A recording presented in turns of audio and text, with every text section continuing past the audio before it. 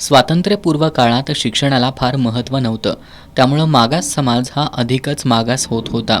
त्या काळी पन्हाळा तालुक्यातील कोडोली इथं कम्युनिटी मिडल स्कूल या नावानं एक शाळा सुरू करण्यात आली होती. या शाळेत 1907 साली डॉक्टर हेनरी हावर्ड हे मुख्याध्यापक म्हणून आले. त्यांनी 41 वर्ष कोडोलीमध्ये राहून उपेक्षित आणि मागासवर्गीय लोकांसाठी शिक्षणाची दारं उघडली. गावातील सर्वच विद्यार्थ्यांना विद्येचं माहेरघर असणाऱ्या या शाळेत दर्जेदार शिक्षण दिलं जात होतं. डॉक्टर हेनरी हावर्ड यांच्या नावानं पुढे 1967 साली या शाळेचं नामांतर करण्यात आलं. डॉक्टर हावर्ड यांनी कोडोलीतील या शाळेमध्ये एकत्रित शिक्षण पद्धती प्रथमतः सुरू केली.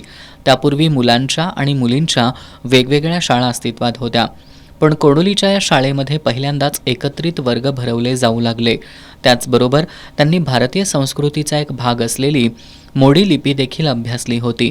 त्यांच्या विशेष प्रयत्नातूनच अनेक विद्यार्थी शाळेच्या दिशेनं चालू लागले.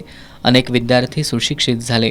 त्यांच्या या कार्याची दखल घेत कोडोली इथल्या हावर्ड स्कूलमध्ये त्यांच्या पूर्णाकृती तैलचित्राचं अनावरण करण्यात आलं. ज्येष्ठ पालक PC पंडित यांच्या हस्ते आणि आमदार विनय कोरे यांच्या प्रमुख उपस्थितीत या तैलचित्राचं अनावरण करण्यात आलं. हे चित्र अमोल काळे यांनी चित्रित केलंय.